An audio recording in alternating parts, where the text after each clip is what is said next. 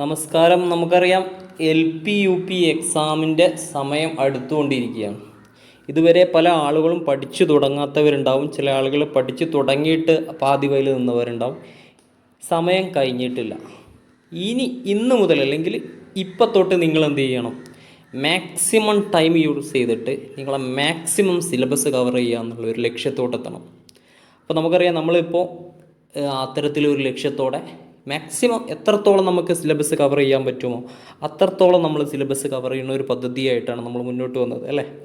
അപ്പോൾ നമുക്ക് നോക്കാം, ഇന്ന് LP UPയിലെ സൈക്കോളജി ഭാഗത്ത് ആ സിലബസ് ഓറിയൻറ്റഡ് ആയിട്ട് നമുക്ക് നോക്കുകയാണെങ്കിൽ ആദ്യമായിട്ട് നമ്മൾ പഠിക്കാൻ പോകുന്ന ഏതാടാ? പഠന സമീപനങ്ങളാണ്. ഏതാണ്? പഠന സമീപനങ്ങളാണ്. ഈ പഠന സമീപനങ്ങൾ നമുക്കറിയാം, ഒരുപാട് പഠന സമീപനങ്ങളെക്കുറിച്ചൊക്കെ നമ്മൾ കേട്ടിട്ടുണ്ട്. ഏതൊക്കെയാണ് അത്?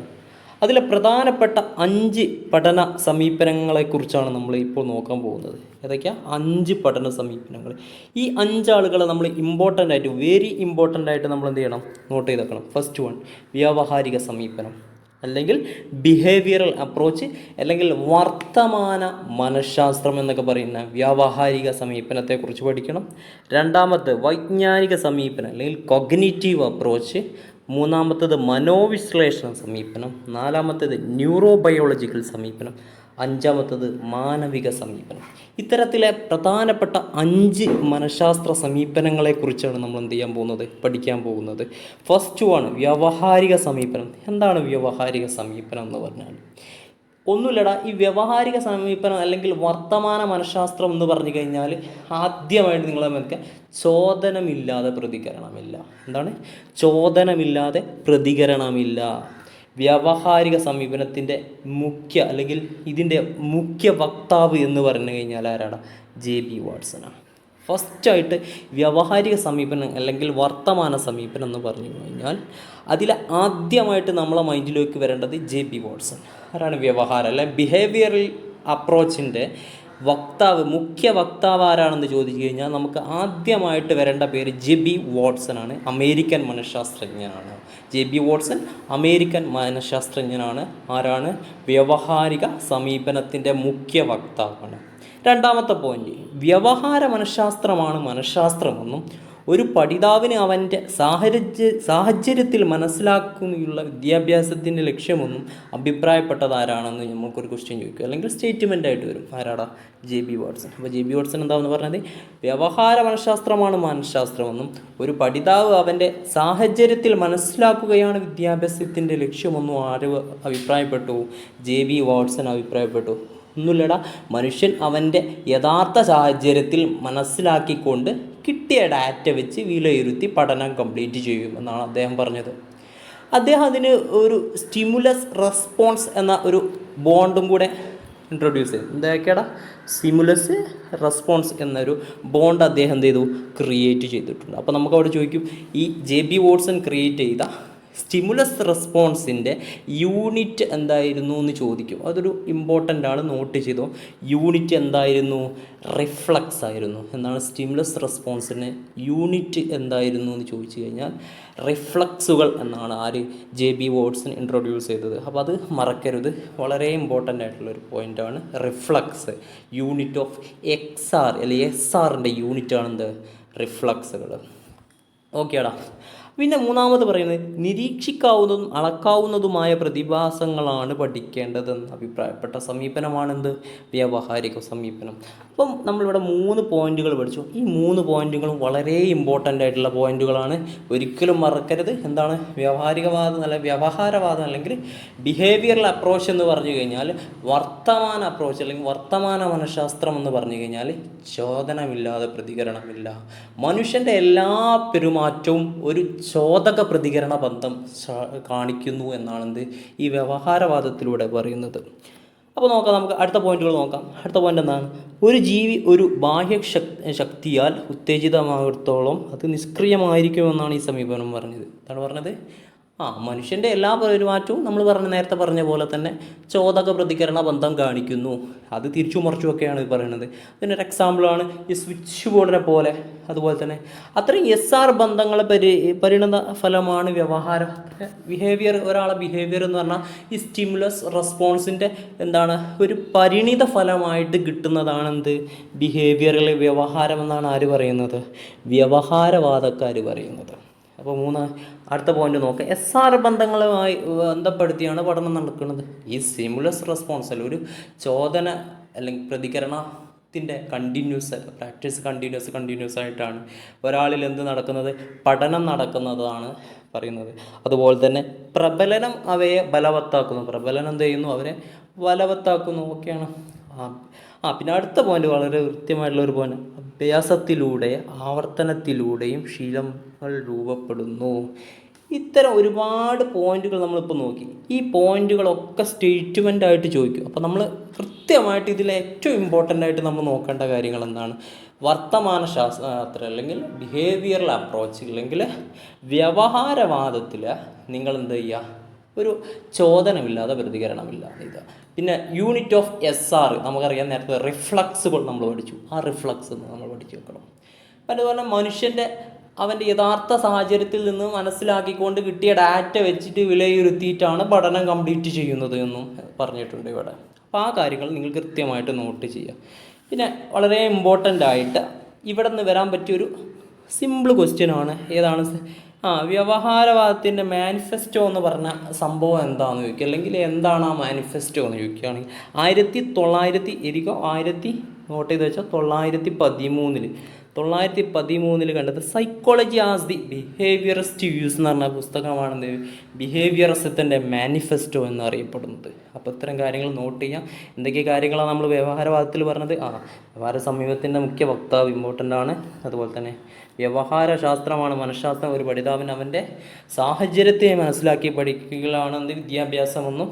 അതുപോലെ തന്നെ നിരീക്ഷിക്കാവുന്നതും അളക്കാവുന്നതുമായ പ്രതിഭാസങ്ങളാണ് പഠിക്കേണ്ടതെന്നും അഭിപ്രായപ്പെട്ട മനഃശാസ്ത്ര സമീപനമാണ് വ്യവഹാരിക സമീപനമെന്നും. ഇത്തരത്തിൽ ഈ കാര്യങ്ങളൊക്കെ വളരെ ഇമ്പോർട്ടൻ്റ് ആയിട്ട് നമ്മൾ എന്ത് ചെയ്യണടാ, നോട്ട് ചെയ്ത് വെക്കണം.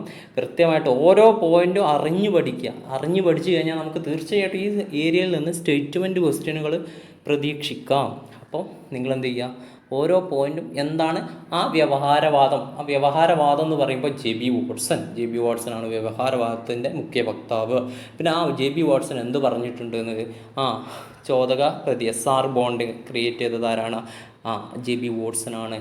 ജെ.ബി. വാട്സൺ എന്താണ് ആ SR ബോണ്ടിനെ വിളിച്ചതല്ല, അതിനൊരു യൂണിറ്റ് കൊടുത്തത് റിഫ്ലക്സ് ആണ്. അതുപോലെ തന്നെ ബിഹേവിയറിസത്തിൻ്റെ മാനിഫെസ്റ്റോ എന്നറിയപ്പെടുന്നത് 1913 psychology as the behaviourist views എന്ന പുസ്തകമാണ്. അതൊക്കെ ഈ ഏരിയയിൽ നിങ്ങൾ കൃത്യമായിട്ട് നോട്ട് ചെയ്ത് പഠിച്ചു വെക്കുക. നമുക്ക് നോക്കാം അടുത്തത് എന്താണെന്ന്. വ്യവഹാരിക സമീപനത്തിൻ്റെ പ്രധാന വക്താക്കൾ ആരൊക്കെയാണെന്നൊരു ക്വസ്റ്റ്യൻ ചോദിക്കും. എന്തായാലും ഒരു പിക്ക് ഓഡ് ഔട്ട് എന്ന് പറഞ്ഞ പോലെ ഒരു സംഭവം എന്തായാലും ഇതിൽ നിന്ന് ചോദിക്കും. പ്രധാന വക്താക്കൾ ബിഹേവിയറിസ്റ്റിൻ്റെ സൈക്കോളജിസ്റ്റുകളാണ് Pavlov, Thorndike, Skinner, CL whole.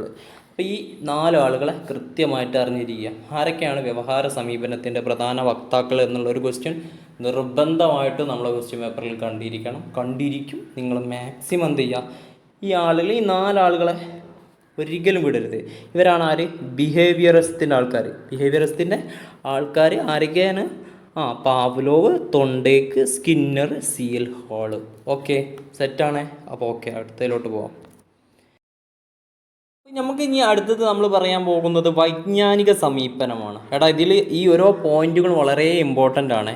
പക്ഷേ അതത്ര അത്ര ഊന്നി പഠിക്കണം എന്നൊന്നുമില്ല. ജസ്റ്റ് ആ സമീപനം, വൈജ്ഞാനിക സമീപനം എങ്ങനെയാണ് അതിനെ അപ്രോച്ച് ചെയ്ത്, അല്ലെങ്കിൽ എങ്ങനെയാണ് ഈ വൈജ്ഞാനിക സമീപനം അപ്രോച്ച് ചെയ്യുന്നത് എന്നുള്ളതിനെക്കുറിച്ചാണ് നമ്മൾ നോക്കാൻ പോകുന്നത്. അപ്പോൾ അതിലെ ഓരോ പോയിന്റുകളും വളരെ കൃത്യമായിട്ട് ജസ്റ്റ് ഒന്ന് കേട്ടിരുന്നാൽ മതി. ഇങ്ങനെയൊക്കെയാണ് വൈജ്ഞാനിക സമീപനം എന്ന് അറിഞ്ഞിരുന്നാൽ മതി. അപ്പോൾ ആദ്യത്തെ പോയിന്റ്, വിജ്ഞാന ശകലങ്ങളാണ് ഒരു വ്യക്തിയെ എങ്ങനെയാണ് ഉൾക്കൊള്ളുന്നതെന്നും എങ്ങനെയാണ് അവയെ വിശകലനം ചെയ്ത് സംശീകരിക്കുന്നതെന്നുമുള്ള കാര്യങ്ങൾ പ്രാധാന്യം നൽകുന്ന ഒരു സമീപനമാണ് വൈജ്ഞാനിക സമീപനം. ജസ്റ്റ് ആ കാര്യങ്ങൾ എന്താണെന്നും വലിയ കടുകട്ടി പോയിന്റ് ആക്കിയിട്ടൊന്നും പഠിക്കുന്നു. ഇത്തരം ഈ കാര്യങ്ങളെ കൊണ്ടാണ്, ഇത്തരം കാര്യങ്ങൾക്കാണ് ഈ ഒരു വൈജ്ഞാനിക സമീപനം എന്ത് ചെയ്യുന്നത്, പ്രാധാന്യം നൽകുന്നത് എന്നുള്ള കാര്യം മനസ്സിലാക്കുക. ഒരു വ്യക്തി പഠനം, ഓർമ്മ, വിശ്വാസങ്ങൾ, വികാരങ്ങൾ, വിജ്ഞാന ശകലങ്ങളെ എങ്ങനെ സ്വാധീനിക്കുന്നു എന്നുള്ളതിനെ അടിസ്ഥാനമാക്കി വിശകലനം നടത്തുന്ന ഒരു മനഃശാസ്ത്ര സമീപനമാണെന്ത്, വൈജ്ഞാനിക സമീപനം. ജസ്റ്റ് ആ പോയിന്റ്, ആ സ്റ്റേറ്റ്മെൻറ്റ് ജസ്റ്റ് ഒന്ന് മനസ്സിലാക്കുക. അതുപോലെ തന്നെ നാം ചോദകങ്ങളുടെ ചൈതന്യരഹിതമായ സ്വീകർത്താക്കളല്ല.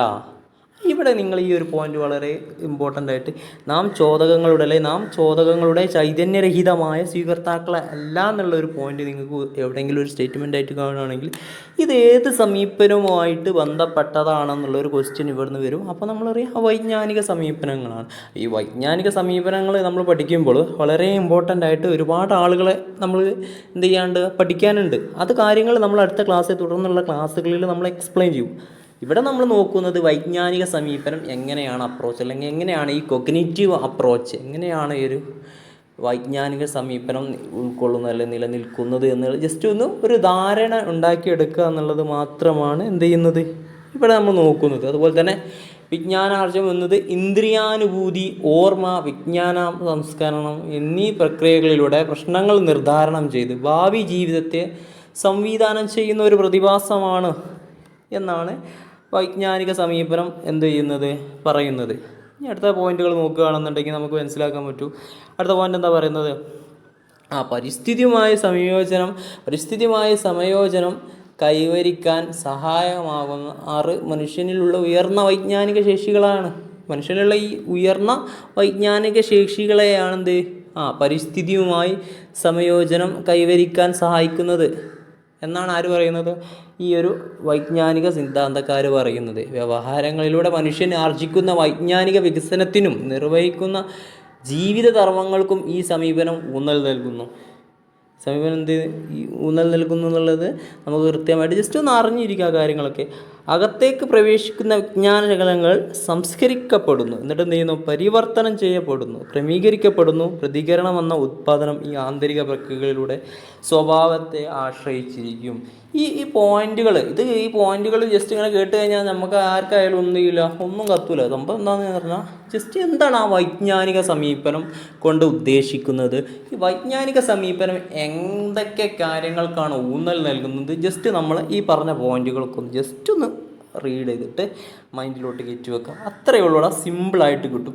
അവിടെ പ്രധാനമായിട്ട് നമുക്ക് ഓർത്ത് വെക്കേണ്ട ചില പോയിന്റുകളാണ് ഇനി പറയുന്നത്. ഈ വൈജ്ഞാനിക സമീപനത്തിൻ്റെ പ്രധാന വക്താക്കളെക്കുറിച്ച് നമ്മൾ കൃത്യമായിട്ടുള്ള ധാരണകൾ വേണം. പ്രധാനപ്പെട്ട എല്ലാ വക്താക്കളെയും നമ്മൾ എന്ത് ചെയ്യണം, ഓർത്തിരിക്കണം. ഫസ്റ്റ് വൺ ആരാണ്? ഫസ്റ്റ് വൺ ജീൻ പിയാഷെ. ആരാടാ? പിയാഷെ. രണ്ടാമത്തെ ആളാരാടാ? Jerome S Bruner. മൂന്നാമത്തെ ആളാരാടാ? ഡേവിഡ് ഓസബെൽ. അപ്പോൾ വൈജ്ഞാനിക സമീപനത്തിൻ്റെ പ്രധാന വക്താക്കൾ ആരൊക്കെയെന്ന് ചോദിക്കും. ജീൻ പിയാഷെ, Jerome S Bruner, David Ausubel. അതുപോലെ തന്നെ അടുത്ത ഈ ഏരിയയിലോട്ടുമായി ബന്ധപ്പെടുത്തിയ അടുത്തൊരു പോയിൻ്റാണ് ജ്ഞാനനിർമ്മിതിയുടെ വക്താക്കൾ. ജ്ഞാനനിർമ്മിതിയുടെ വക്താക്കൾ എന്ന് പറഞ്ഞു കഴിഞ്ഞാലും അവിടെ ആരാടാ? ഫസ്റ്റ് വൺ ആയിട്ട് എഴുതിക്കോ, ജീൻ പിയാഷെ, ബ്രൂണർ, വൈഗോട്സ്കി. ജ്ഞാനനിർമ്മിതിവാദത്തിൻ്റെ വക്താക്കൾ ജീൻ പിയാഷെ, ബ്രൂണർ, വൈഗോട്സ്കി. വൈജ്ഞാനിക ജ്ഞാനനിർമ്മിതിവാദത്തിൻ്റെ വക്താക്കൾ ജീൻ പിയാഷെ, ബ്രൂണർ. ഇന്ന് മനസ്സിലാക്കേണ്ടത് വൈജ്ഞാനിക എല്ലാ സാധനത്തിലും ആര് കിടക്കുന്നുണ്ട്? കൊഗ്നിറ്റീവ് കണ്ടോ? ജീൻ പിയാഷെയാണ് കേട്ടല്ലോ. അപ്പോൾ അതുപോലെ തന്നെ ഇവിടെ സാമൂഹിക ജ്ഞാനനിർമ്മിതിവാദത്തിൻ്റെ വക്താവ് ആരാണെന്നൊരു ക്വസ്റ്റ്യൻ ചോദിക്കും. കറക്റ്റ് ക്വസ്റ്റ്യനാണ്, അത് എന്തായാലും മസ്റ്റ് ക്വസ്റ്റ്യനാണ്. ചോദിക്കും ആരെന്ന് പറഞ്ഞാൽ വൈഗോട്സ്കി. അപ്പം ഇവിടെ അറിഞ്ഞിരിക്കേണ്ട വൈജ്ഞാനിക സമീപനത്തിൻ്റെ വക്താക്കൾ ആരൊക്കെ? പിയാഷെ, ബ്രൂണർ, ഡേവിഡ് ഓസബെൽ. ജ്ഞാനനിർമ്മിതിവാദത്തിൻ്റെ വക്താക്കൾ ആരാ, അല്ലെങ്കിൽ കൊഗ്നിറ്റീവ് തിയറിയുടെ വക്താക്കൾ ആരാന്ന് ചോദിച്ചു കഴിഞ്ഞാൽ പിയാഷെ, ബ്രൂണർ, വൈഗോട്സ്കി. അതുപോലെ തന്നെ ജ്ഞാനനിർമ്മിതിവാദത്തിൻ്റെ വക്താക്കൾ ആരാന്ന് ചോദിച്ചു കഴിഞ്ഞാൽ ആരൊക്കെ പറയടാ? പിയാഷെ, ബ്രൂണർ. അതുപോലെ തന്നെ സാമൂഹിക ജ്ഞാനനിർമ്മിതിവാദം അല്ലെങ്കിൽ സോഷ്യൽ കൺസ്ട്രക്റ്റിവിസത്തിൻ്റെ പിതാവ് ആരാണെന്ന് ചോദിച്ചു കഴിഞ്ഞാൽ ആരാടാ? വൈഗോട്സ്കി. ഇത് കൃത്യമായിട്ട് ഓരോ പോയിന്റും നിങ്ങൾ എന്ത് ചെയ്യണം, പഠിച്ചു വെക്കണം. നമ്മളിപ്പോൾ ഈ സമീപനങ്ങൾ കൊഗ്നിറ്റീവ് സമീപനം അല്ലെങ്കിൽ കൊഗ്നിറ്റീവ് അപ്രോച്ച്, അതുപോലെ തന്നെ ബിഹേവിയറൽ അപ്രോച്ച്, ഈ സമീപനങ്ങളെക്കുറിച്ചുള്ളൊരു ധാരണയാണ് നമ്മൾ ഉണ്ടാക്കി വെച്ചിട്ടുള്ളത്. ആ കാര്യങ്ങളൊക്കെ നോട്ട് ചെയ്യുക. ആ കാര്യങ്ങളൊക്കെ കൃത്യമായിട്ട് നോട്ട് ചെയ്യാൻ നമുക്കിവിടെ കാണാൻ പറ്റും. ആരൊക്കെയായിരുന്നടാ അതിൻ്റെ വൈജ്ഞാനിക സമീപനത്തിൻ്റെ വക്താക്കൾ, ജ്ഞാനനിർമ്മിതിവാദത്തിൻ്റെ വക്താക്കൾ, വൈജ്ഞാനിക ജ്ഞാനനിർമ്മിതിവാദത്തിൻ്റെ വക്താക്കൾ, അതുപോലെ തന്നെ സാമൂഹിക ജ്ഞാനനിർമ്മിതിവാദത്തിൻ്റെ വക്താക്കൾ ആരാണെന്ന് കൃത്യമായിട്ട് നോട്ട് ചെയ്തിട്ട് ആ രണ്ട് കാര്യങ്ങളും കൃത്യമായിട്ട് ആരൊക്കെയാണോ എന്തിൻ്റെയൊക്കെ ആളുകളാണോ നിങ്ങൾ കറക്റ്റായിട്ട്, ബിഹേവിയറിസം എന്ന് പറയുമ്പോൾ ഇന്ന ആളുകളെ, ബിഹേവിയറിസം എന്ന് പറയുമ്പോൾ ആദ്യമായിട്ട് നമ്മൾ ആരെ ഓർക്കണണ്ട, JB വാട്സൺ ഓർക്കണം. ഈ JB വാട്സൺ ഓർത്തിട്ട് ഈ JB വാട്സണുമായി ബന്ധപ്പെട്ട ആളുകൾ ആരൊക്കെയാണെന്ന് ഓർക്കുക, അല്ലെങ്കിൽ ബിഹേവിയറിസവുമായി ബന്ധപ്പെട്ട ആളുകൾ ആരൊക്കെയാണ് നോക്കുക. ആരൊക്കെയായിരുന്നു? Pavlov, Skinner, Thorndike, Hull. നമ്മൾ ഫസ്റ്റിൽ പഠിച്ചു, ബിഹേവിയറിസത്തിൻ്റെ സമയത്ത് നമ്മൾ പഠിച്ചു ആരൊക്കെയായിരുന്നു. അതിൻ്റെ മുഖ്യ വക്താവ് എന്ന് പറഞ്ഞു കഴിഞ്ഞാൽ ആരായിരുന്നുടാ? അമേരിക്കൻ മനഃശാസ്ത്രജ്ഞനായിട്ടുള്ള JB വാട്സൺ ആണ് അത് വ്യവഹാര സമീപനത്തിൻ്റെ മുഖ്യ വക്താവ്. അതുപോലെ തന്നെ ആ ആളുമായി അല്ലെങ്കിൽ വ്യവഹാരിക സമീപനത്തിൻ്റെ പ്രധാന വക്താക്കളിൽപ്പെട്ട ആളുകൾ ആരൊക്കെയെന്ന് ചോദിക്കുമ്പോൾ Pavlov, Thorndike, Skinner, CL whole, ഇവരങ്ങനെ ഒരു ബോണ്ടായിട്ട് അല്ലെങ്കിൽ ഇവരൊരു പാക്കറ്റായിട്ട് നിർത്തുക. വ്യവഹാരിക ഭാഗത്തിൻ്റെ അല്ലെങ്കിൽ വ്യവഹാരിക അപ്രോച്ചിൻ്റെ ഒരു പാക്കായിട്ട് നിർത്തുക. അതുപോലെ തന്നെ രണ്ടാമതായിട്ട് നമ്മളിപ്പോൾ പഠിച്ചു കഴിഞ്ഞാൽ വൈജ്ഞാനിക സമീപനത്തിൻ്റെ വക്താക്കൾ ആരൊക്കെയായിരുന്നു? ജീൻ പിയാഷെ, ജെറോമസ് ബ്രൂണർ, ഡേവിഡ് ഒസബെൽ, വൈഗോഡ്സ്കി, ഇങ്ങനെ ആളുകളെ രണ്ടാമത്തെ ഒരു പാക്കറ്റിൽ നിർത്താം. എന്നിട്ട് ഇവർ രണ്ടുപേരും കൂടി തമ്മിലുള്ള എന്തൊക്കെയാണ് ബന്ധങ്ങൾ, ഈ വൈജ്ഞാനിക സമീപനത്തിൽ എന്തൊക്കെയാണ് പറയുന്നത് കാര്യങ്ങളൊക്കെ നോട്ട് ചെയ്യുക.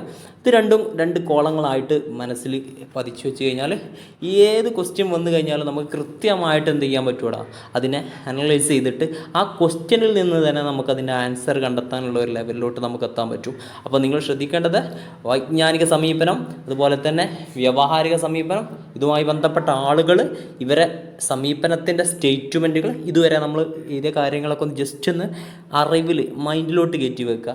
ഇത് വലിയൊരു കിട്ടാത്തൊരു സാധനമായിട്ടൊന്നും കാണരുത്.